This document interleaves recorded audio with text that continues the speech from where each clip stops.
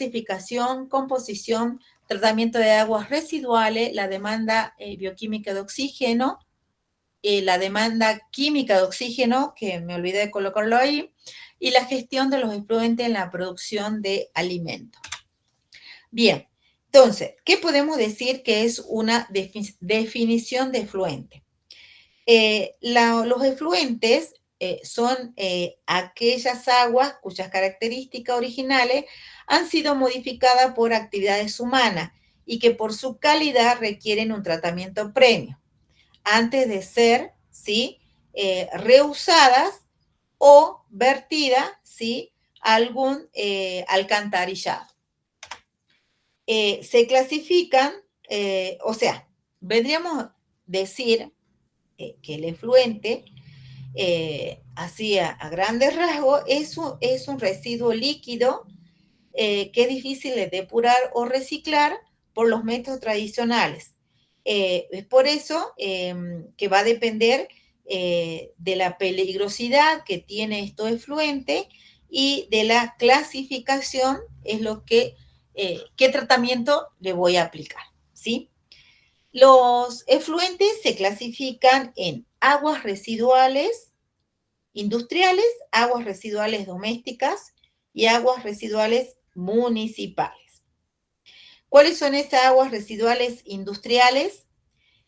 Son aquellas que resultan del desarrollo de un proceso productivo. ¿A qué se refieren? Incluyendo a las provenientes de la actividad minera, agrícola, energética, agroindustrial, alimentaria, etc. Por eso dice industrial. Las aguas residuales domésticas son aquellas de origen residencial y comercial que contienen desechos fisiológicos. Estas cuales son las provenientes de la actividad humana y deben ser dispuestas adecuadamente. Esta vendría a ser, digamos, del lugar donde uno habita. Y las municipales son las aguas residuales que pueden estar mezcladas con agua del drenaje, ¿sí? De la lluvia, o con aguas residuales de origen industrial, que deben estar tratadas para ser domésticas municipales admitidas en el sistema de alcantarillado de tipo combinado. Es decir, que en este caso de las aguas residuales municipales debe haber un tratamiento. Si ustedes se fijan que cuando llueve, por ejemplo, tienen los alcantarillados justo en las calles, vieron ese círculo que a veces cuando llueve se llena y empieza a salir todo el agua. Bueno, es porque falta una limpieza. Se ha acumulado una suciedad grosera, por ejemplo, de resto de ramas, de palo, de plástico, etcétera. Entonces eso no hace que pueda correr el agua, entonces se produce justamente un llenado, ¿sí? Y no puede circular ese efluente. Por eso que también deben ser tratadas. ¿Por qué? Porque nosotros en las casas también, ¿qué tenemos? Vieron que tenemos el agua que se utiliza para el baño, el agua que se utiliza para el agua potable, y el tratamiento que se le da para que no nos contamine es totalmente distinto. Va por otro conducto, ¿sí? No es el mismo conducto donde se deposita todo lo que es materia fecal, de lo que, por ejemplo, en la cocina, en el baño, son otras tuberías que se deben utilizar. Bien. En este caso, los parámetros que hay que tener en cuenta, ¿sí? Físico-químicas de las aguas residuales, tenemos el aspecto, la acidez, alcalinidad, el carbono orgánico total, el olor, color, pH, tenemos también la salinidad, compuestos inorgánicos y orgánicos, la conductividad, la demanda biológica de oxígeno, la demanda química de oxígeno, la dureza, la materia orgánica, materiales flotantes, sólidos sedimentales, sólidos totales, la turbiedad, ¿sí? Bueno, Vamos a ir hablando uno por uno, pero voy a hacer lo más rápido posible, cosa que de esa manera ustedes puedan terminar terminemos antes de las 5. Bien. Cuando decimos los parámetros físico-químicos de las aguas residuales, el tema del aspecto. Se refiere a la descripción, por ejemplo, ¿sí? Si el agua es turbia, si hay sólidos disueltos, si hay presencia de sustancias flotantes, es decir, lo que yo veo a simple vista.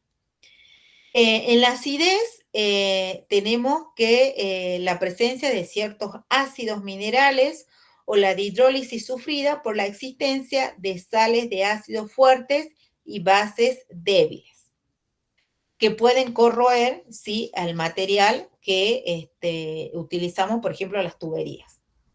La alcalinidad se refiere los iones disueltos, ¿sí?, en el agua, por ejemplo, los carbonatos ácidos, los hidróxidos, significa que cuando existen esta alcalinidad, ¿sí?, la presencia de hidróxido, se habla que son de aguas cáusticas. Con respecto al carbono orgánico total, ¿sí?, en pequeñas concentraciones, inhibe la cantidad del anhídrido carbónico, que se genera al oxidar en condiciones especiales a la materia orgánica, que ya vamos a ver lo que respecta a materia orgánica.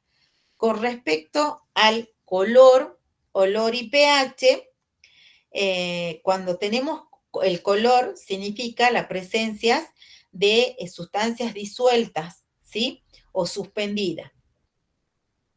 Y además, este color se puede eliminar, o la turbiedad, se puede eliminar por los tratamientos de centrifugación o por filtración que vamos a ver enseguida. El olor también es la presencia de sustancias inorgánicas o también pueden ser orgánicas en suspensión, que es característico de gases y de microorganismos, generalmente aquellos que producen sulfito, como son los microorganismos anaerobios. Y el pH, que es la medida de la concentración del ion hidrógeno, ¿sí?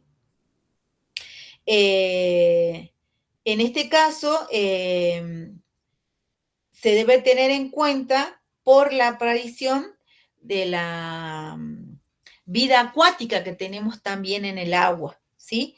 O sea, tenemos que tener en cuenta que este pH sea neutro o el ion hidrógeno para que no haya cantidad de, por ejemplo, algas marinas u otro contaminante que pueda ser perjudicial, ¿sí?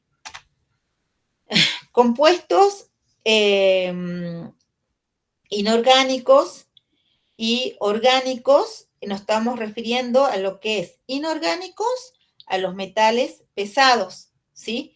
Como ser cadmio, cobre, mercurio, plata, también puede ser otros metales, como ser el arsénico, el boro, el potasio, amonio, cianurio. Estos son compuestos inorgánicos que son tóxicos. Y ustedes saben de que esto seguramente lo van a ver con mayor detenimiento cuando cursen toxicología de los alimentos. También tenemos otros compuestos tóxicos orgánicos que son acetona, benceno, pesticida, herbicida, insecticida, ¿sí?, que también tenemos que tener en cuenta. La conductividad, ¿a qué se refiere la conductividad? Que a veces dice, no, se debe sacar, se debe tener en cuenta el factor pH, conductividad, temperatura, ¿sí? Se refiere a la capacidad de una solución para poder transportar una corriente eléctrica, ¿sí? Y que en este caso es la presencia de iones y de las concentraciones total de estos iones, la movilidad, la valencia y temperatura que se encuentran los microorganismos. Cuando hablamos que también van a tener un trabajo práctico de la demanda bioquímica de oxígeno y la demanda química de oxígeno, ¿a qué se está refiriendo? La demanda bioquímica de oxígeno expresa la cantidad de oxígeno necesario para la oxidación bioquímica de los compuestos orgánicos. En ciertas condiciones de tiempo y temperatura, esta cantidad de oxígeno tiene, por ejemplo, se realiza en 5 días a 20 grados centígrados. Por eso después les voy a explicar cómo se realiza esa técnica, ¿sí? Para la muestra, el muestreo, para la realización de la demanda bioquímica de oxígeno y la demanda química de oxígeno.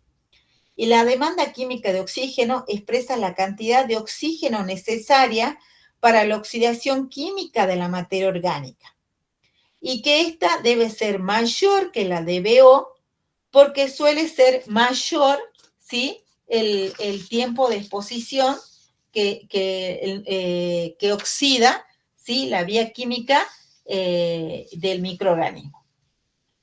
Dureza. En este caso, cuando hablamos de dureza, se está refiriendo a la presencia de los iones calcio y magnesio. Es por eso que ustedes si no mal recuerdo, que en química analítica realizan del agua, ¿sí? La cantidad de la dureza del agua. También, ¿qué otra cosa hay que tener en cuenta? La materia orgánica. En este caso, se trata de sólidos sedimentales o suspendidos o disueltos provenientes de vegetales, animales o compuestos de productos químicos que no son biodegradables. Entonces, en este caso, también tenemos que tener en cuenta si en el agua que vamos a tratar tiene materia orgánica. Sólidos sedimentales, ¿sí? ¿A qué se refiere lo que es sólidos sedimentales? Es decir, como la palabra lo dice, que se encuentran aquellos sólidos que se encuentran suspendidos en el interior del agua, ¿sí? En este caso, cuando se realiza una toma de muestra. Por ejemplo, se debe calcular en 10 minutos a 2 horas, o sea, cada 10 minutos se debe controlar la cantidad de sedimentos que se encuentran en el fondo de lo que es en el recipiente que se realiza la toma de muestra. Bueno, esa es la sedimentales, sólidos totales. En este caso también, como lo dice, son materiales que se encuentran disueltos en el agua y también se obtiene después de someter el agua a un proceso de evaporación a temperatura que oscila entre 103 y 105 grados centígrados. La turbiedad lo provoca también por la presencia de suspensión o material coloidal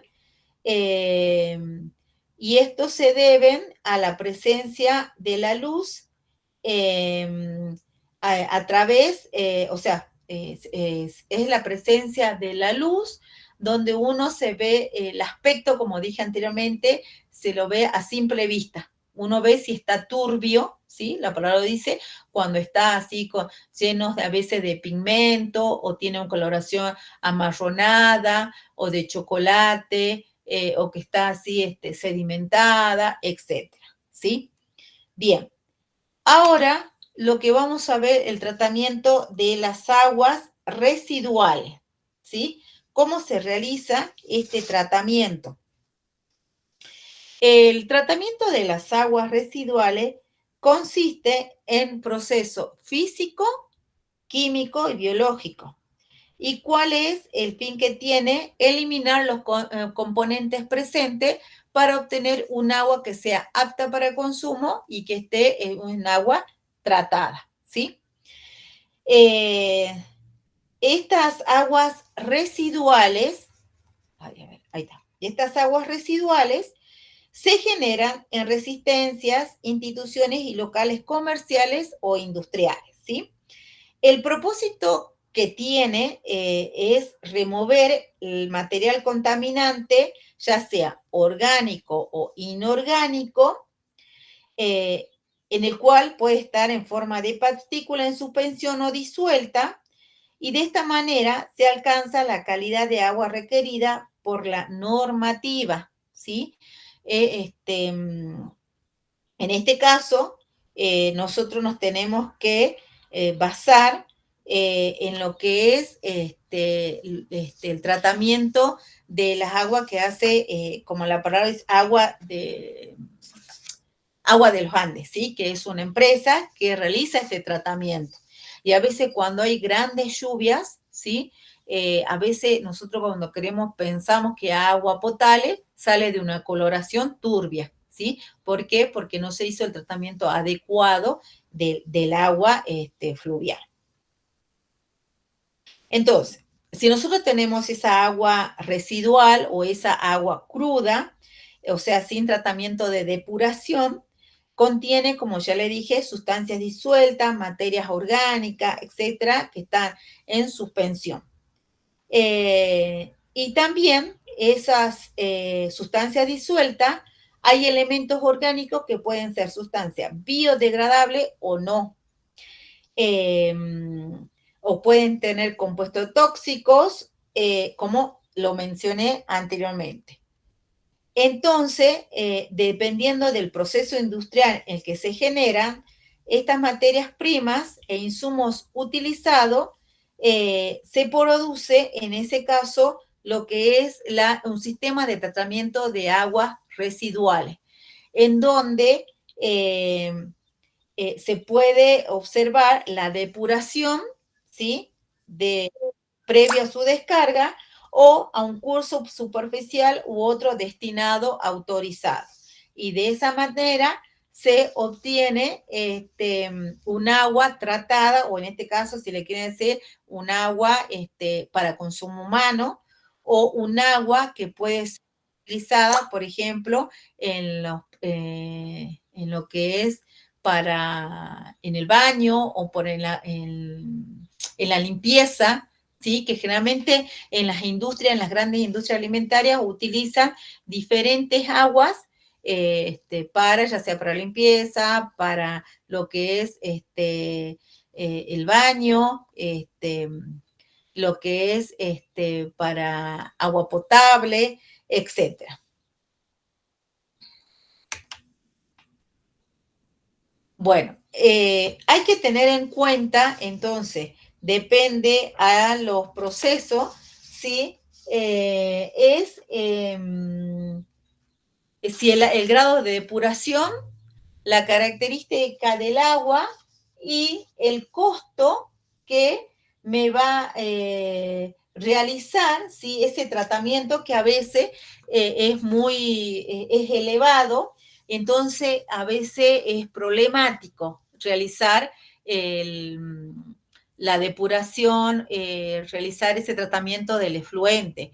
Generalmente acá lo que hacen tratamientos de efluente, que sí o sí tiene que estar autorizado, tenemos el matadero Puna, R. Puna, que ellos sí o sí tienen que tener un tratamiento que ya vamos a ver, ya sea primario, secundario o también puede ser terciario, porque ahí lo que se desecha es materia orgánica, es decir, sangre coagulada, puede ser también desecho de cuando hacen también del acerrín, etcétera. Entonces eso, si no se trata, llega al efluente y contamina a los ríos, ¿sí? Que estén cercanos a ese lugar. O también tenemos lo que es la curtiembre, que también es muy importante que se deba cumplir. Bien. Efluente industrial. Se denomina efluente industrial a las descargas residuales derivadas de los vertidos originados por el distinto uso del agua industrial, ¿sí? En este caso encontramos la clasificación, ¿sí? De los efluentes industriales tenemos, que pueden ser principalmente orgánicos, orgánicos inorgánicos, inorgánicos, materia en suspensión o en refrigeración. Cuando hablamos de industria con efluente principalmente orgánicos, nos referimos a lo que es en las industrias papelera, azucarera, mataderos, encurtidos, en conserva, en lácteos, ¿sí? Nos estamos refiriendo a lo que es efluentes orgánicos. Cuando decimos de efluentes orgánicos e inorgánicos, nos estamos refiriendo a las refinerías y textiles. En lo que es industria con efluentes principalmente inorgánicos, nos referimos a metales, la limpieza y recubrimiento de metales, explotaciones mineras y salinas. Cuando hablamos de efluentes con materia en suspensión, nos referimos al lavadero de mineral carbón, el pulido de mármol y lo que respecta a otros materiales. Y cuando hablamos de industria con efluente de refrigeración, nos referimos a las centrales térmicas y a las centrales nucleares. Entonces, hay que tener en cuenta, de acuerdo al efluente, o sea, que están eliminando, ¿sí? Como ya lo dije, el orgánico, orgánico, inorgánico, inorgánico, materias en suspensión o refrigeración. Bien, para poder eliminar estos efluentes, o para de acuerdo a los efluentes, y que sea de tener un agua depurada, ¿sí? Encontramos diferentes tratamientos. Estos tratamientos se dividen en pretratamientos, tratamientos primarios, tratamiento secundario, tratamiento terciario, la desinfección, y de esta manera yo voy a poder tener un agua depurada a disposición, ¿sí? Acá significa de que puede tratarse de un agua potable, un agua para la realización de bebida, un agua para que esté tratada y no produce contaminación, por ejemplo, en los efluentes, etcétera, ¿sí?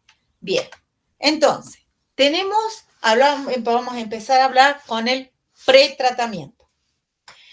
Esto es un proceso, esperen un ratito que voy a tomar un poquitín de agua.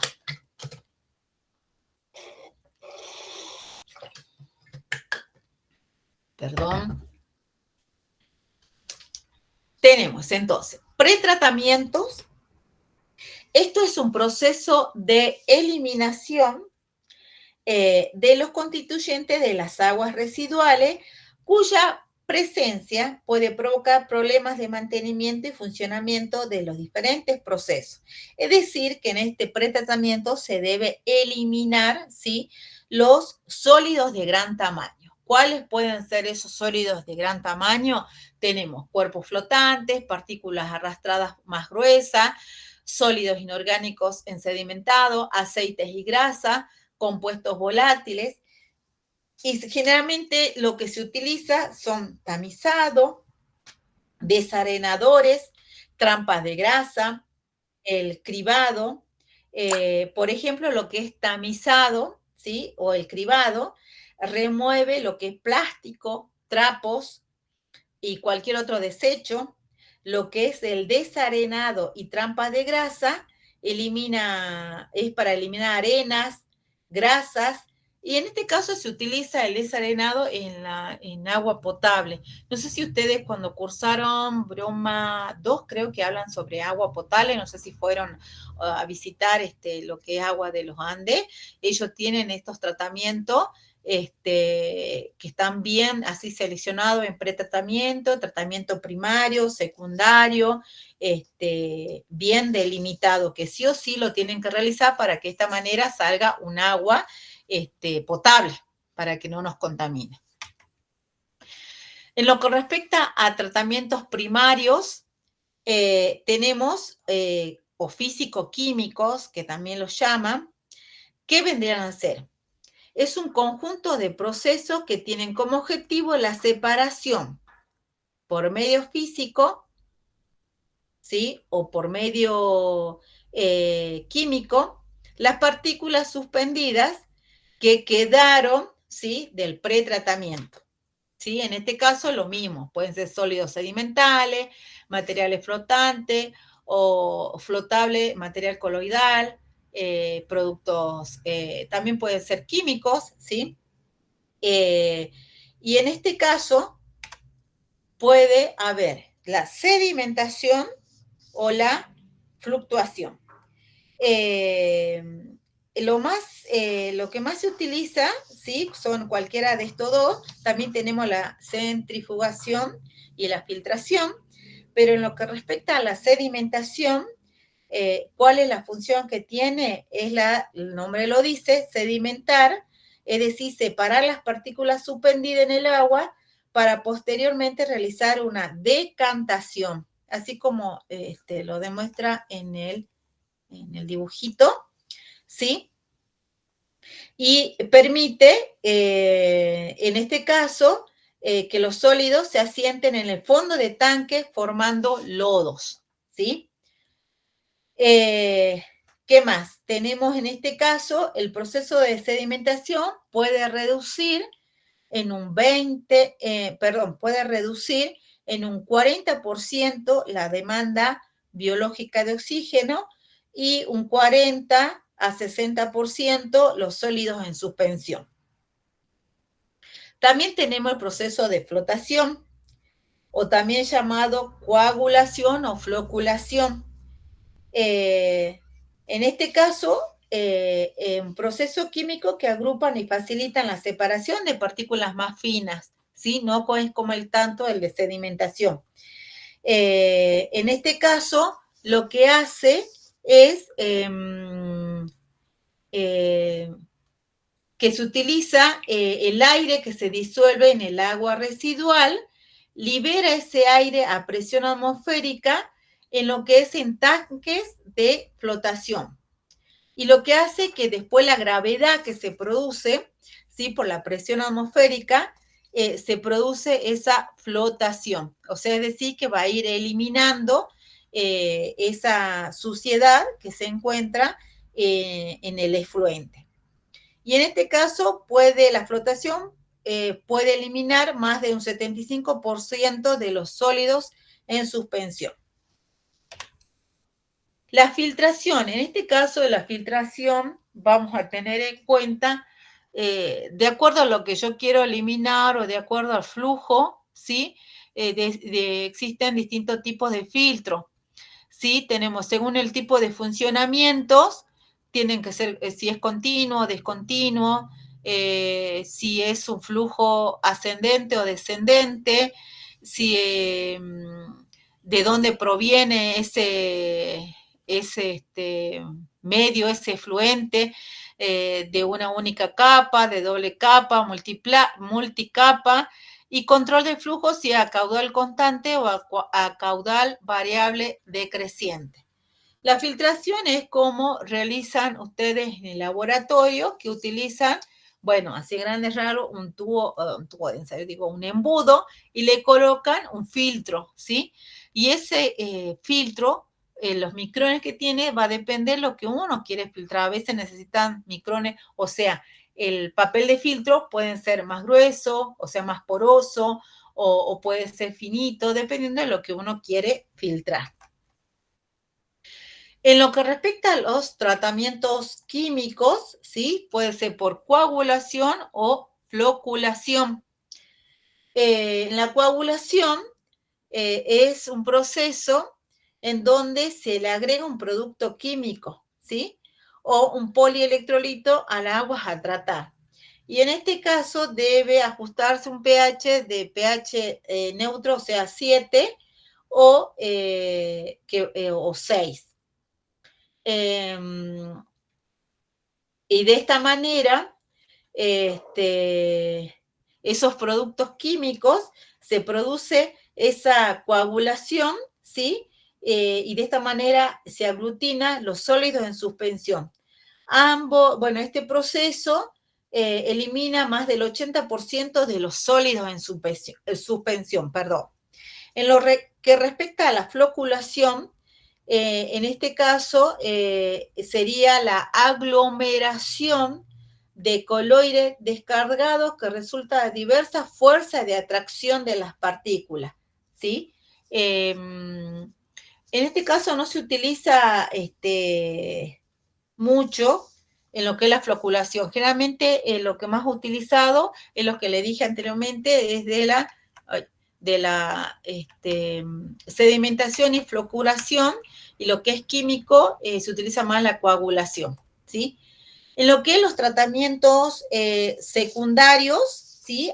Les dije que en este caso hablamos de los fangos activados o los tanques de estabilización o laguna.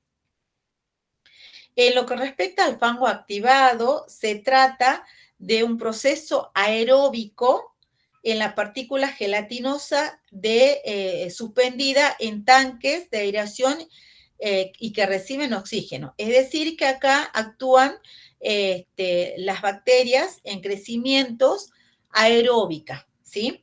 En este caso, la reducción del DBO fluctúa entre 60 y el 85%. En lo que respecta a los tanques de estabilización o laguna, es otra forma de tratamiento, tratamiento secundario biológico, ¿sí? Como también se puede llamar. En este caso, se utilizan, no sé si ustedes vieron yendo a Monterrico, existen estas lagunas que para el riesgo de lo que es las verduras, para la siembra, ¿sí? De lo que es verdura, o también puede ser para el tabacalero, sí, que esa agua tiene que estar tratada, pero en este caso encontramos productos, bacterias anaerobias, es decir, en ausencia de microorganismos. ¿Sí? ¿Por qué? Porque lo que tienen que hacer es oxidar la materia orgánica disuelta y de esa manera poder eliminarla. En este caso, la reducción del DBO oscila entre un 75 a un 85%, ¿sí? Del DBO. En los tratamientos terciarios o también llamado avanzado, en este caso se requiere un tratamiento, un grado de tratamiento mayor que de los otros tratamientos. En este caso estamos hablando cuando existen en el agua productos, por ejemplo, para eliminar el fósforo, se utiliza las determinaciones del DBU y del DQO. ¿Qué era entonces el DBO? Es vuelvo a repetir, la demanda bioquímica de oxígeno, es decir, la cantidad de oxígeno requerida para la oxidación aeróbica biológica de los sólidos orgánicos del agua, ¿sí? Acá el método de ensayo que se utiliza, se utilizan frascos, ¿sí? En donde, como lo demuestra la figura, que obtienen, ¿sí?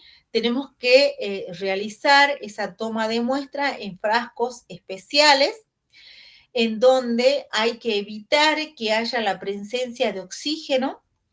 De esa manera se lleva al laboratorio y se coloca un tubo, ¿sí? Para colocar en el equipo para determinar la demanda bioquímica de oxígeno. Tratamiento secundario o la determinación del DBO lo realizan en las aguas, en agua potable, en las aguas del río, lo realizan acá en el rectorado en el laboratorio de Nesejim. Realizan estos análisis, tanto de las aguas de riego como las aguas residuales o de las aguas en general. Y lo que respecta bueno, como le dije, estos frascos generalmente son de 300 mililitros y que posee un tubo de goma o de vidrio, así como le dije, determina, como le muestro en la figurita. Bueno, es donde se introduce el líquido a muestral, evitando, como le dije, la aparición del oxígeno, y luego esa goma se retira, ¿sí? Para que de esta manera se pueda determinar mediante un equipo adecuado para el DBO. Y lo que es la demanda química de oxígeno es la cantidad de oxígeno requerida para oxidar a la materia, sea orgánica o no biodegradable. Siempre el DQO va a ser superior a la DBO. ¿Por qué? Porque muchas sustancias orgánicas pueden oxidarse químicamente, pero no biológicamente, ¿sí? Entonces, lo que ustedes van a hacer acá en un trabajo práctico de Fluente es ver un video y ustedes lo tienen que analizar y determinar qué es lo que está haciendo. Bien. El otro tratamiento, que también puede ser tratamiento terciario, es a partir por la ósmosis inversa o electrodiálisis. En este caso, también se utilizan, generalmente esto muchos no lo utilizan en la industria alimentaria, esto más bien es para el tema de medicina. En este caso, la ósmosis inversa se utiliza como un proceso de desinfección en bajas concentraciones y en tiempo de exposición corto, ¿sí? Y en lo que respecta a la electrodiálisis, también en la utilización de la radiación ultravioleta, también es, o sea, empleado en el agua, pero generalmente lo que se utiliza en la medicina. Y también lo que hace, bueno, la electrodiálisis o la radiación es la eliminación de las células de los microorganismos. De esta manera afecta su capacidad de reproducción y de infección, ¿sí? Y tenemos la desinfección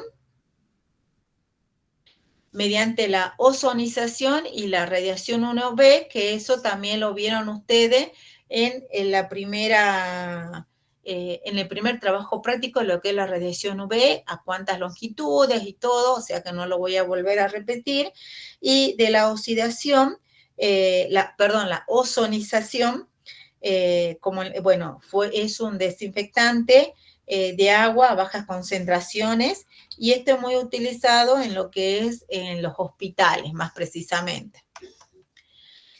Y para terminar con esta unidad, hay que tener en cuenta también la gestión de los efluentes en lo que es la Ley General sobre el Medio Ambiente y Recursos Naturales. Hay una norma que es de las leyes ambientales, que son estrictas para las fábricas de alimentos, ¿sí? Para que de esta manera los tratamientos de los efluentes no generen una contaminación al medio ambiente. Y también establece normas para la conservación, protección, mejoramiento y restauración del medio ambiente. En este caso hablamos de los recursos naturales, de esta manera asegurando su uso sostenible y declarando de interés nacional. Es decir, que cuando se tiene que habilitar una industria alimentaria, se tiene que tener en cuenta el tratamiento de efluente de acuerdo a la matriz, ¿sí? Que se tiene que tratar, si tenemos productos orgánicos, si hay productos inorgánicos, si hay metales, etcétera, y de ese tratamiento que se va a realizar, ya sea primario, secundario, terciario y la desinfección, no debe contaminar al medio ambiente, ni tampoco al ser humano, ni siquiera a las plantas, o sea, a los seres vivos, a las plantas, a los animales, y por eso deben cumplir con esta ley del medio ambiente. Bien, en este caso terminamos entonces la unidad número 3, que hablamos de efluente. Entonces, para redondear, y ustedes los pueden en la bibliografía, también le estoy dando ahí, entonces existen diversos tratamientos para tratar los efluentes y esta utilización de estos tratamientos va a depender de la naturaleza del contaminante que exista en el agua a tratar, ¿sí? Bueno, con esto terminamos la unidad justo a las 5 de la tarde, no, 4:56. Bueno, son las bibliografías consultadas. Mañana vamos a tener el trabajo práctico número 2. A ver, espere, que es como tengo que hacer, dejar de presentar.